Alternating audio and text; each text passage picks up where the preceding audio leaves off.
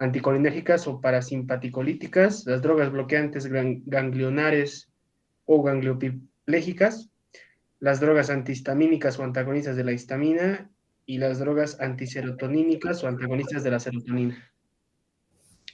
Muy bien. ¿Cuál es tu nombre? Diego Andrés Terrazas Vargas.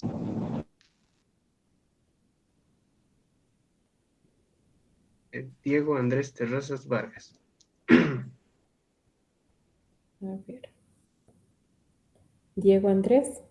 Ajá, Terrazas Vargas. Muy bien. Bien, Diego. Terrazas Vargas, ¿no? Aquí está. Sí, doctor. Muy bien. Exactamente. Hemos visto dentro de esa clasificación lo que son estas drogas adrenérgicas o simpático-miméticas y las las bloqueantes adrenérgicas o lo que son las simpaticolíticas. Vamos a continuar viendo el otro grupo que son las drogas colinérgicas o parasimpático-miméticas. Si bien recuerdan, el término mimético significa imitar o remedar, ¿no?, la acción del parasimpático. Caso contrario de las que son parasimpaticolíticas, ¿no?, que tienen un efecto contrario. Dentro de este grupo de las parasimpático-miméticas se clasifican en dos, lo que son los colinomiméticos directos e indirectos. Dentro del grupo de los colinomiméticos directos tenemos principalmente a los ésteres de la colina, están los alcaloides colinérgicos y dentro de los que son los colinomiméticos indirectos pertenecen principalmente las anticolinesterazas, las cuales se pueden clasificar o subclasificar en reversibles e irreversibles. Ahora vamos a ver dentro de lo que son los colinomiméticos directos. Mencionamos que son los ésteres de la colina, principalmente cuáles son: la acetilcolina, la metacolina, el carbacol, el betanecol, ¿no? Y estos van a tener acción nicotínica y acción muscarínica. El otro grupo, que son los alcaloides colinérgicos, estos son estimulantes nicotínicos, pero también pueden tener acción muscarínica. Por ejemplo, los que tienen acción muscarínica tenemos a la muscarina, está también la pilocarpina y la oxitremonina. En cambio, los que tienen efecto nicotínico tenemos a la nicotina, a la lobelina y al dimetilfenilpipercinio. El otro grupo, que son los colinomiméticos indirectos, mencionamos que son las anticolinesterazas. Estas anticolinesterazas pueden ser reversibles e irreversibles. El grupo de los reversibles se clasifican en lo que son los alcoholes y los carbamatos, alcoholes como el hidrofonio, y los carbamatos tales como los terciarios naturales, la fisoctigmina, y los cuaternarios sintéticos tales como el ambenonio, el demecario, neotigmina y piridostigmina. Caso contrario, las anticolinesterazas irreversibles, normalmente dentro de este grupo están lo que son los insecticidas y los órganos fosforados, en quienes se utiliza el ecotiofato. Normalmente se aplica en el hombre a nivel ocular, ya que puede llegar a producir miosis, que es contracción de la pupila del ojo. Y los insecticidas, si bien recuerdan, son sustancias o son drogas liposolubles, que quiere decir que se absorben, se distribuyen y se eliminan con mayor rapidez. Entre quienes tenemos en este grupo al isoflopato, tenemos lo que es el malatión, el paratión, está el maroxón, maloxón y somán. Ahora veremos a más profundidad lo que son estos colinomiméticos directos. Empezaremos con los ésteres de la colina. ¿Cuál es su farmacodinamia? Los parasimpático-miméticos directos en el sistema cardiovascular, normalmente su acción o su efecto va a depender de la dosis que se administra. Por ejemplo, a dosis bajas va a bajar lo que es la frecuencia cardíaca y la presión arterial. En cambio, a dosis mayores va a producir un efecto contrario, va a subir la presión arterial y subir lo que es la frecuencia cardíaca, es decir, puede llegar a causar taquicardia. A nivel del sistema respiratorio, produce broncoespasmos y aumento de la secreción bronquial, sobre todo en aquellos pacientes que son asmáticos. A nivel del sistema gastrointestinal, lo que hacen es aumentar el músculo gastrointestinal, las contracciones y las secreciones gastrointestinales. Así también relaja los esfínteres y aumenta la salivación. A nivel de los ojos, puede llegar a producir contracción de la pupila del ojo, espasmo de la acomodación y contracción ciliar para visión cercana. A nivel de las glándulas, aumentan su secreción. Y a nivel de la vejiga, lo que hacen es contraer los uréteres y contraer el músculo detrusor de la vejiga. Cuando hablamos de los uréteres, estamos hablando de una vía urinaria retroperitoneal que tiene como función transportar la orina desde el riñón hasta la vejiga urinaria y cuyo revestimiento interior es mucoso y puede ser de origen mesodérmico. Cuando hablamos del músculo detrusor de la vejiga, este está constituido por una pared a nivel de la vejiga que está constituida a su vez por 3 capas. Una capa serosa, una capa muscular y una capa mucosa. A su vez, la capa muscular está formada por 3 capas. Una capa externa o superficial, una capa media y una capa interna o profunda. Las 3 capas de esta parte muscular forman lo que es el músculo detrusor. Y cuando se contrae, expulsa la orina y tiene como antagonistas los esfínteres de la uretra. Estos ésteres de la colina tienen como mecanismo de acción remedar la acción de la acetilcolina. En este caso aumentan la permeabilidad de sodio en la célula efectora de dentro hacia afuera, facilitando lo que es la despolarización. Cuando hablamos de la despolarización, estamos hablando de una disminución del valor absoluto del potencial de membrana en una neurona. El potencial de membrana de una neurona en reposo es normalmente negativo en la zona intracelular o intercelular. Esto va a aumentar lo que es el ingreso de sodio en las uniones sinápticas. En el caso de hablando de la farmacocinética, la acetilcolina no sirve por otra vía que no sea la vía intravenosa. En cambio, el carbacol sirve por vía intramuscular y vía subcutánea. Estos se pueden absorber fácilmente por vía subcutánea e intramuscular. Una vez que se absorben, se distribuyen por todo el organismo y pasan a la sangre. Posteriormente tienen que metabolizarse. La colinesterasa destruye la acetilcolina. Por ejemplo, en el caso de las uniones sinápticas, cuando se libera estas uniones, se destruye en 100 microsegundos. Y a nivel de la sangre, la acetilcolinesterasa, es decir, ambas destruyen la acetilcolina junto con la pseudocolinesterasa, dando lo que es el ácido acético y la colina en 100 microsegundos, ¿no? Todo este proceso es el proceso de metabolización.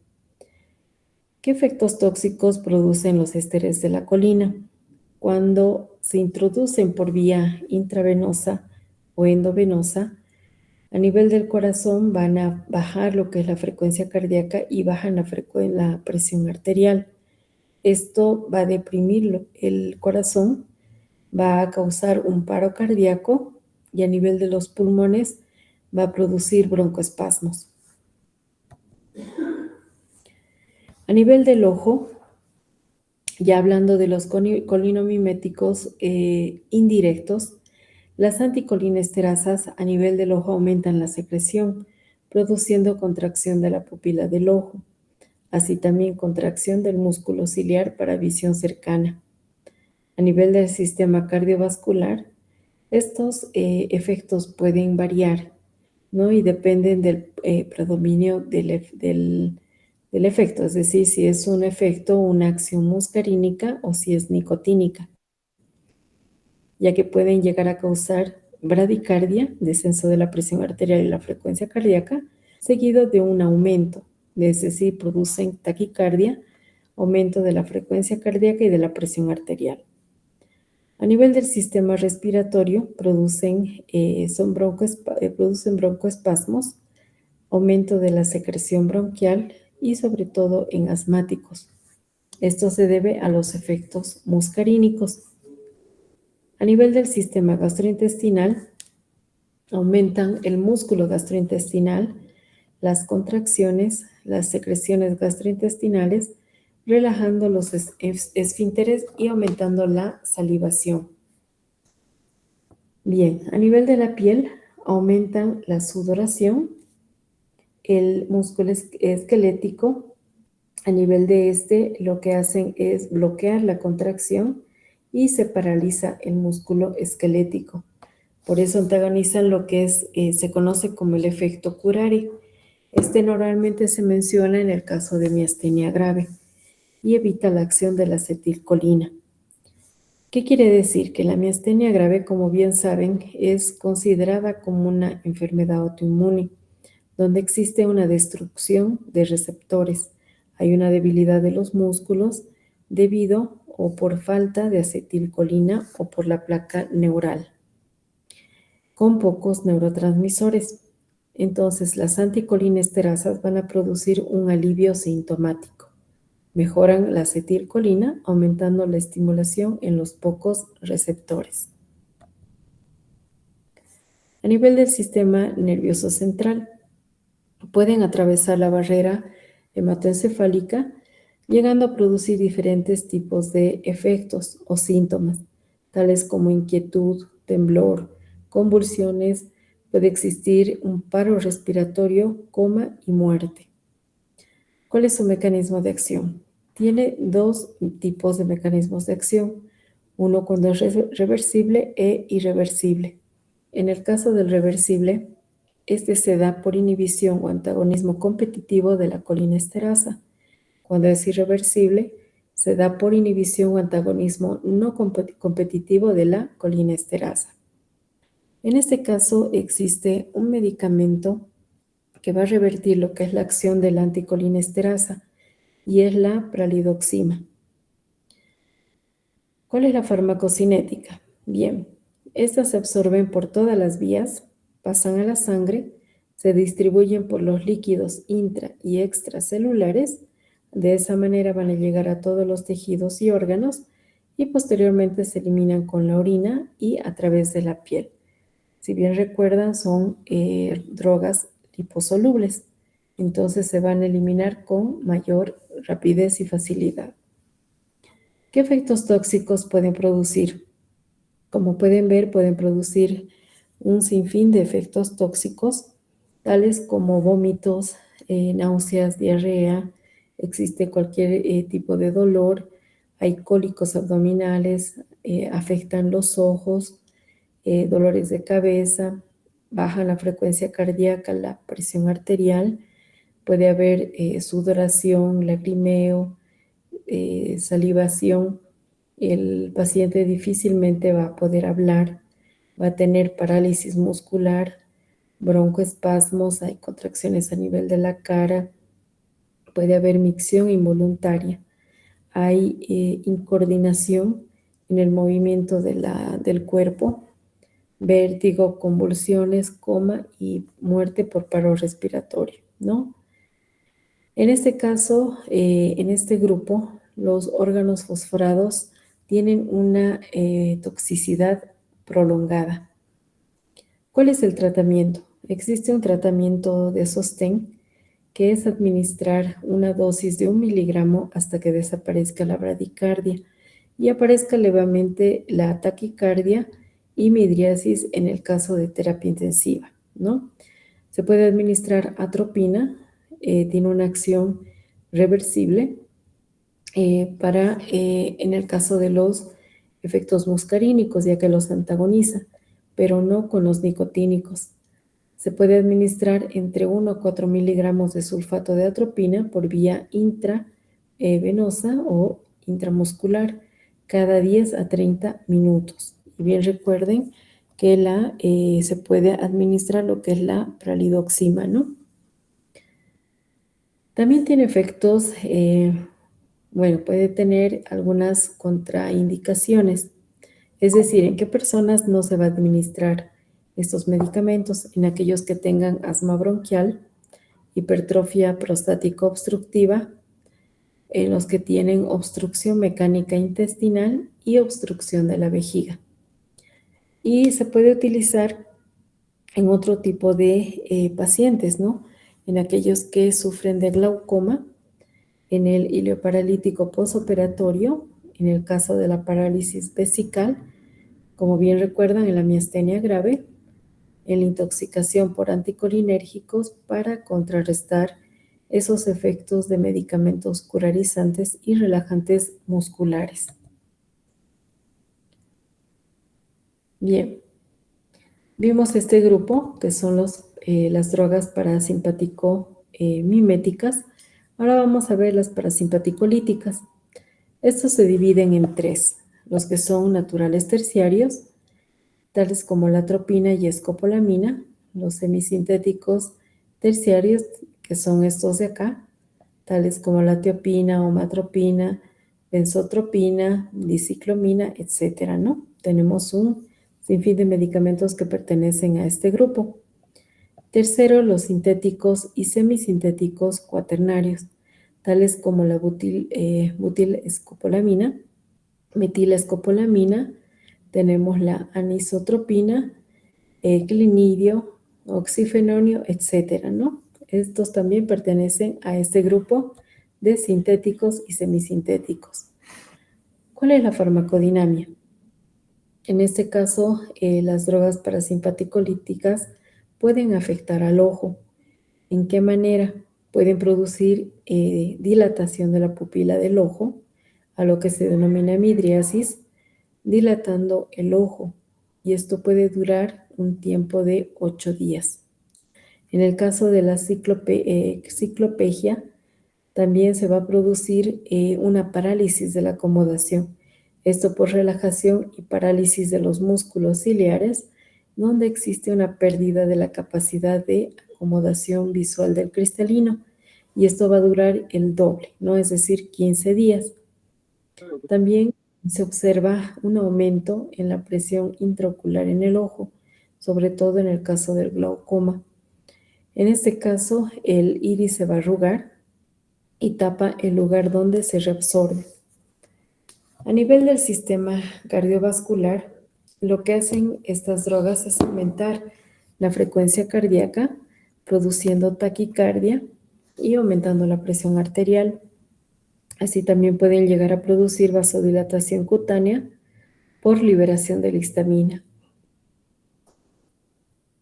A nivel del sistema respiratorio, hay un aumento de la frecuencia respiratoria. A dosis mayores se produce una parálisis respiratoria. Por eso la atropina normalmente se administra como una dosis de respuesta. Puede llegar a producir broncodilatación y desecación de la secreción bronquial. A nivel del sistema gastrointestinal, hay una parálisis del intestino y cierre de esfínteres. Relajan el músculo liso gastrointestinal, disminuyen la secreción de saliva, la secreción gástrica y también el peristaltismo. En el caso del sistema genitourinario, son relajantes de los uréteres y del músculo detrusor de la vejiga. A nivel de la piel y las glándulas sudoríparas, normalmente lo que hacen es secar, ¿no?, la piel, produciendo una disminución en el sudor y causando lo que es la piel seca en pacientes con atropina y escopolamina. A nivel del sistema nervioso central, lo que hace es provocar una estimulación vulvar en todo el sistema nervioso central, causando diferentes tipos de efectos, tales como convulsiones, síntomas. Este tipo de síntomas puede llegar al coma y a la muerte, especialmente en niños. A dosis elevada y dosis tóxica pueden provocar inquietud, agitación, risas, alucinaciones y delirio, ¿no? Estos pueden llegar a causar también somnolencia, coma y muerte. Mayormente se observan este tipo de síntomas y estos efectos tóxicos en el caso de la escopolamina. A nivel del sistema locomotor, estos medicamentos pueden llegar a producir lo que se conoce como cinetosis, que es un movimiento constante de la cabeza. ¿Qué quiere decir? Cinetosis viene del griego cinética, que es movimiento, y osis, que es enfermedad y movimiento continuo, ¿no? En estos casos, la escopolamina se la utiliza para tomar una media hora antes. El Dramamine es un antihistamínico que sirve para la cinetosis y a dosis elevadas pueden llegar a producir fenómenos de depresión central.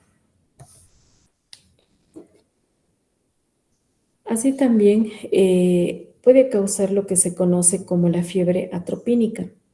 ¿Qué quiere decir? Cuando hay un aumento a nivel del metabolismo basal, llegando a un nivel de temperatura de 43 grados centígrados. Esto por la retención de sudor y por la falta de este. También se produce algo de tolerancia. ¿Cuál es su mecanismo de acción? Son inhibidores o bloqueadores competitivos de los receptores muscarínicos. ¿Y cuál es su farmacocinética? Estos pueden llegar a absorberse por todas las vías. Una vez que se absorben, pasan a la sangre y se combinan, como bien recuerdan, con proteínas plasmáticas para poder ser distribuidos a los diferentes tejidos, incluyendo al sistema nervioso central y muy poco a la leche materna. Posteriormente a eso se tienen que metabolizar. Lo hacen mayormente en el hígado y el 50% se va a eliminar por la orina, ¿no? En 24 horas. La vida media de la atropina es alrededor de 25 horas. ¿Alguien me puede indicar a qué se refiere la vida media?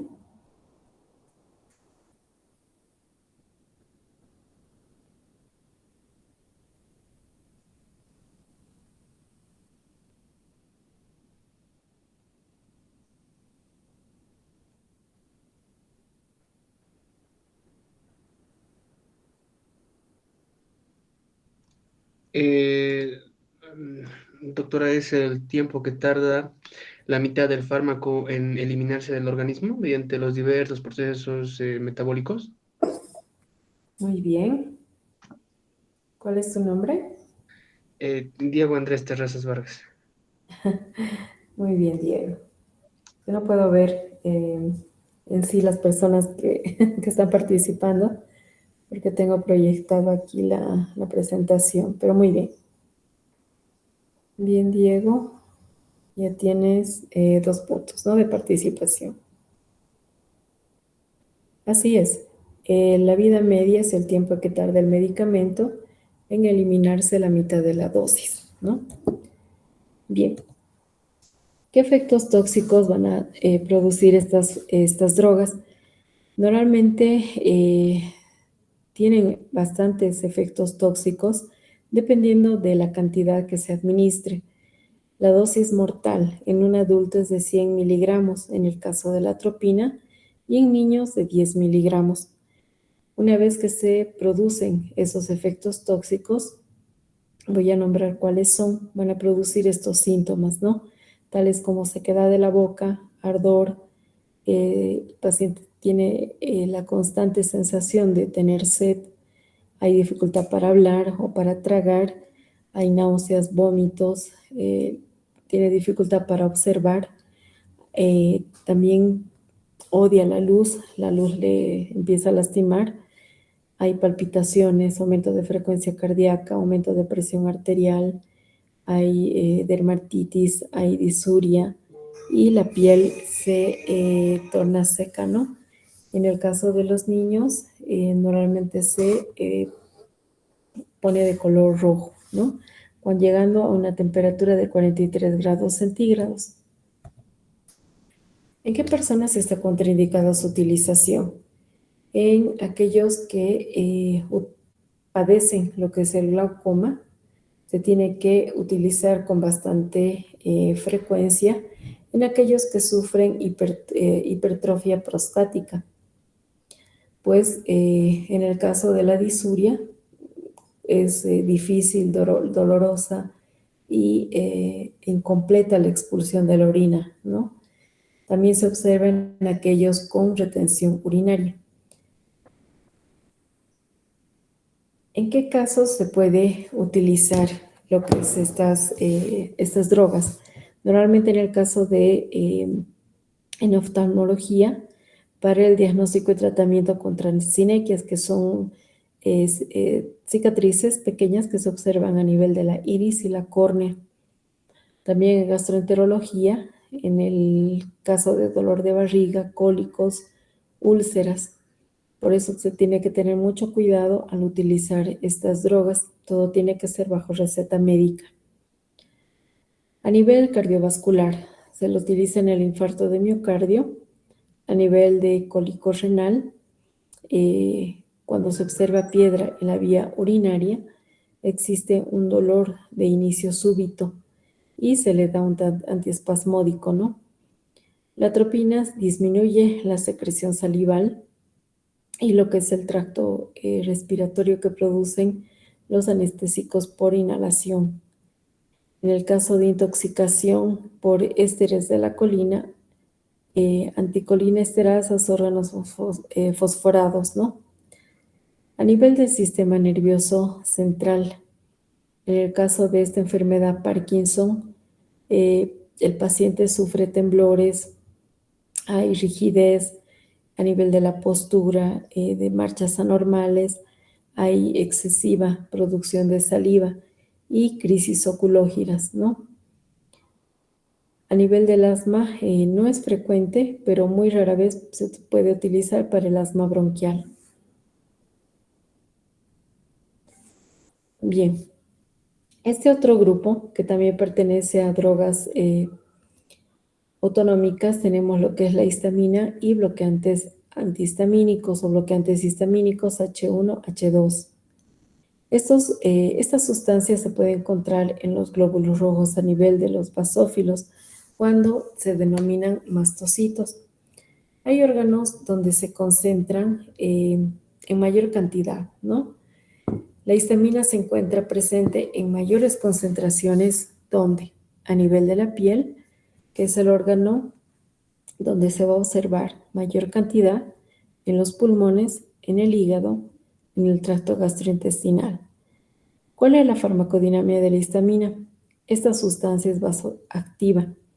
En todo el organismo podemos observar receptores H1 y solamente en el estómago van a tener o se va a observar receptores H2. A nivel del sistema cardiovascular, principalmente se observa un fenómeno denominado fenómeno de triple respuesta. Este es provocado por la histamina, causa irritación cutánea con un frote intenso. ¿En qué consiste este fenómeno? Primeramente se observa un área roja al centro por vasodilatación capilar. Segundo, se bordea este centro y a un lado rojizo, donde se produce por vasodilatación arteriolar. Y tercero, se observa un edema, llamado también pápula o roncha, y esto se debe al aumento de la permeabilidad capilar con exudación de plasma, ¿no? Entonces el paciente va a sentir bastante escozor o prurito. A nivel del sistema respiratorio, la histamina es broncoconstrictor sobre el músculo bronquial. En pacientes asmáticos produce edema en las cuerdas vocales y esto se observa en reacciones anafilácticas. A nivel del sistema gastrointestinal, se observa un aumento de la motilidad, aumento del peristaltismo y la secreción del estómago. Esta puede ser una acción directa sobre las glándulas gástricas por los bloqueantes histamínicos H2. En el caso de las glándulas, tiene una acción estimulante sobre los ganglios autonómicos y sobre la médula suprarrenal. Si bien recuerdan, cuando existe bastante liberación de lo que es adrenalina y noradrenalina, es decir, las catecolaminas, puede llegar a causar lo que se conoce como el feocromocitoma, ¿no? Que es un cáncer que se observa a nivel de la médula suprarrenal. Por esto es muy importante a nivel de estas glándulas, ya que estas catecolaminas se liberan solamente cuando existe este cáncer, ¿no? Este tumor. Puede llegar a producir tolerancia. La histamina produce tolerancia cuando se inyecta periódicamente y llega a producir shock o broncoconstricción que puede ser letal. ¿Cuál es su mecanismo de acción? Los receptores H2, como recuerdan, se encuentran en el estómago y son responsables de la secreción ácida del estómago, antagonizados por bloqueantes histamínicos H2 o antagonistas de los receptores H2. En cambio, en el resto del organismo vamos a observar los receptores H1 y estos van a ser responsables de las acciones de la histamina, tales como la vasodilatación, la broncoconstricción y la contracción a nivel del tubo digestivo, principalmente el intestino. ¿Cuál es la farmacocinética? La histamina se absorbe bien por las vías parenterales, pero es poco activa por vía bucal. Antes de distribuirse es eliminado, es decir, se elimina por la orina. ¿Qué efectos tóxicos produce? El choque anafiláctico sucede con mucha frecuencia cuando se inyecta este antibiótico que es la penicilina. El choque anafiláctico es mortal. Se contrarresta con corticoides, con antihistamínicos y en el caso de la adrenalina, el antagonista es la histamina. Si se libera gran cantidad, puede llegar a producir diferentes tipos de efectos tóxicos, tales como disminución de la presión arterial, puede haber un aumento de la frecuencia cardíaca, broncoconstricción en asmáticos, el paciente va a tener la piel colorada, hay edema de glotis, dolor de cabeza, elevación de temperatura cutánea. ¿En quiénes está contraindicada?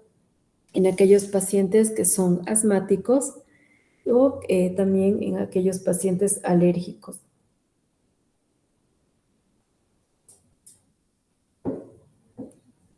¿En qué caso se utiliza la histamina? Se utiliza normalmente para el diagnóstico de secreción máxima de acción en el estómago, es decir, cuando hay hipersecreción gástrica. También para diagnóstico del feocromocitoma, que es el tumor de la glándula suprarrenal, y tumor productor de catecolaminas, ¿no? ¿Cuáles son los antihistamínicos?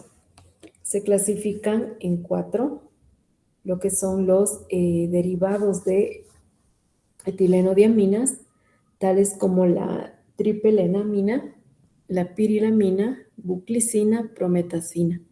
Los derivados de las etanolaminas, tales como la difenhidramina, conocido comúnmente como Gravol. El Gravol se utiliza para prevención y tratamiento activo del mareo. Es producido por movimientos, náuseas, vómitos, postoperatorios, cuando hay vértigo de Meniere, jaqueca y perturbaciones producidas por electrochoque y radioterapia, ¿no? También dentro de este grupo está el dimenhidrinato, carbinoxamina, clemastina, difenilpiralina, y piprinhidrinato. Entre los derivados de propilaminas está la clorfeniramina, dexclorfeniramina, bromfeniramina y triprolidina. Y entre los nuevos está la terfenadina y loratadina. Entre otros, la fexofenadina y la dexcloratadina. En el caso de la loratadina, esta se utiliza más que todo para el tratamiento de alergias, tales como urticaria crónica, rinitis alérgica, rinorrea y prurito. ¿Cuál es la farmacodinamia? Estos bloquean los efectos H1 en presencia de histamina. Pueden causar sedación, somnolencia. Al aumentar la dosis puede haber convulsiones en niños que derivan a un paro respiratorio y a muerte. Alivian la cinetosis, que es el movimiento constante de la cabeza, y también se alivia con dimenhidrinato, difenhidramina, prometacina y bulicina.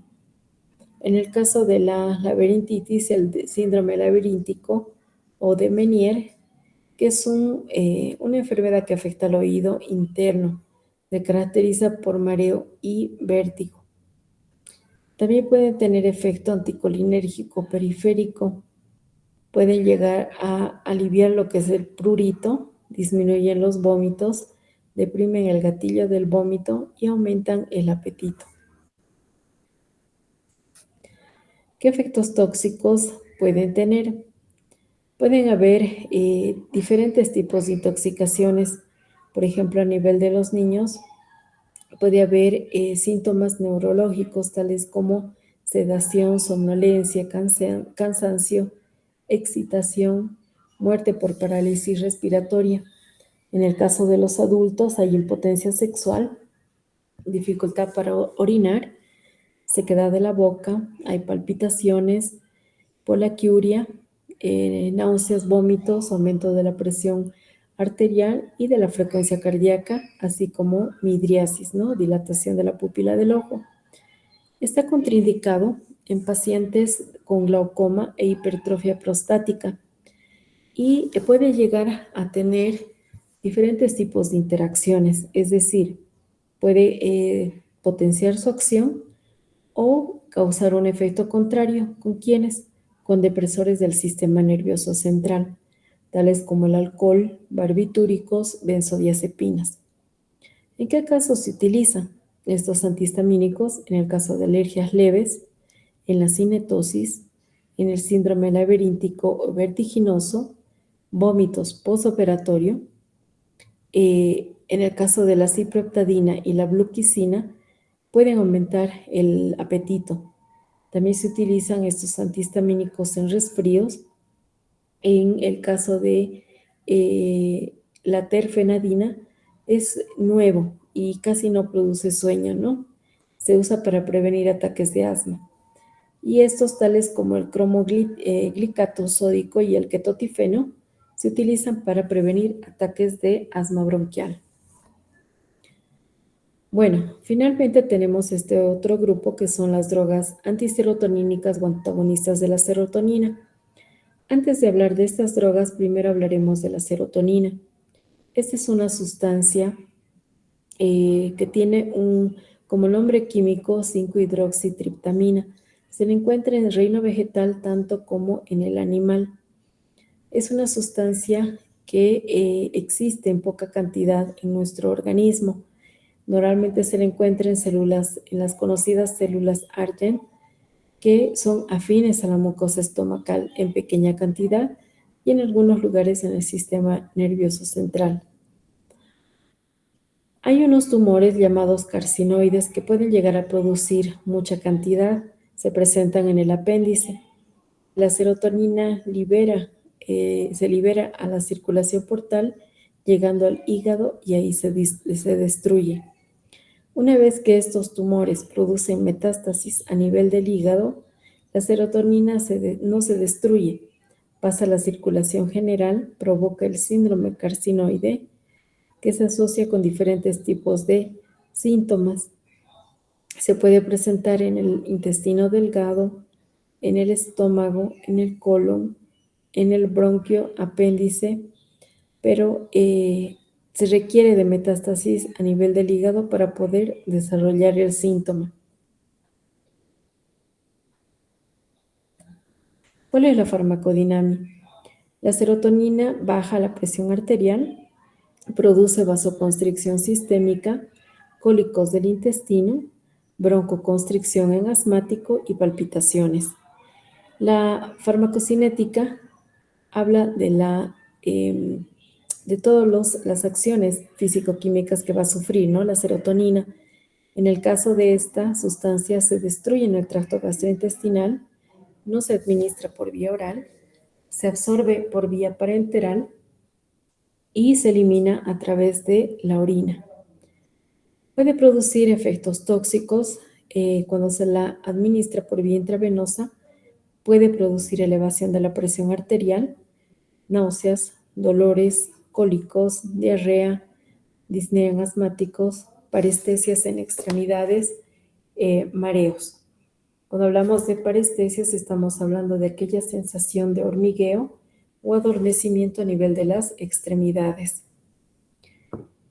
¿Cuáles son los antiserotonínicos? La ciproctadina, pisotifeno o pisotilina, la azatadina y el sumatriptán. Se utilizan normalmente en el caso de hemorragias en napa, que son heridas de pequeños vasos. En napa quiere decir que por una extensión lenta y continua de la mancha sanguínea, se detiene por la simple compresión de un apósito y un vendaje que se hará a nivel de la herida. También se utiliza en el curso de intervenciones quirúrgicas o traumatismos para el síndrome carcinoide, para mejorar el apetito, para disminuir síntomas del síndrome carcinoide. En el caso del sumatriptán, este es un medicamento que se utiliza para la migraña. No es un excelente medicamento, es un antimigrañoso. También los antiserotonínicos estabilizan los vasos, es decir, evita que no se dilatan o se contraigan los vasos.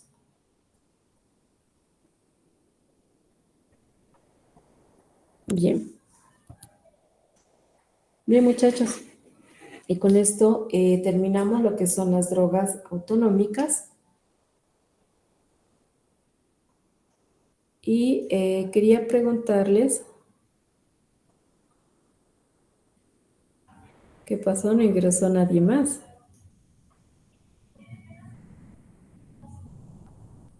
Ahí está. Son pocas personas, ¿no? Bien. Quería preguntarles, muchachos, si en qué tema están en microbiología.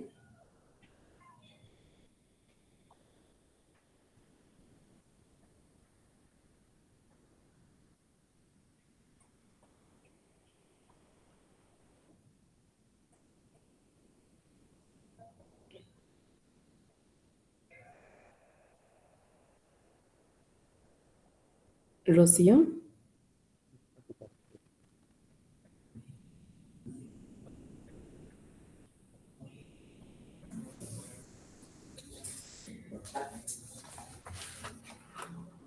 Es genética bacteriana, doctora.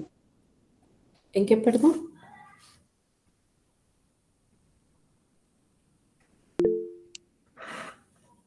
Genética bacteriana. Muy bien. ¿Y ya llevaron la parte de antibióticos, antimicrobianos?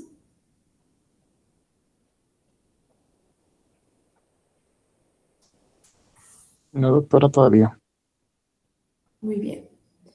Ya, bueno, esto yo pregunto porque normalmente coordino con la doctora Zamora en el hecho de que ella avance al el tema relacionado con antimicrobianos y yo también, ¿no? Entonces, bueno, si todavía no están llevando, entonces para la siguiente semana lean por favor lo que es la farmacología del sistema cardiovascular, ¿ya?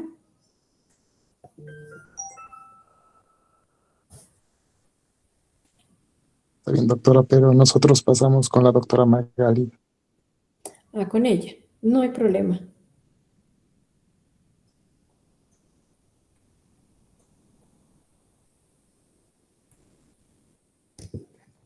No hay problema. Entonces, de todas maneras, ¿no? El momento que yo esté avanzando, voy a coordinar con la doctora, ¿ya? Pero para la siguiente semana lean lo que es el sistema cardiovascular o farmacología del sistema cardiovascular. Bien. Muchachos, si no hay preguntas, no hay dudas, entonces quedamos acá.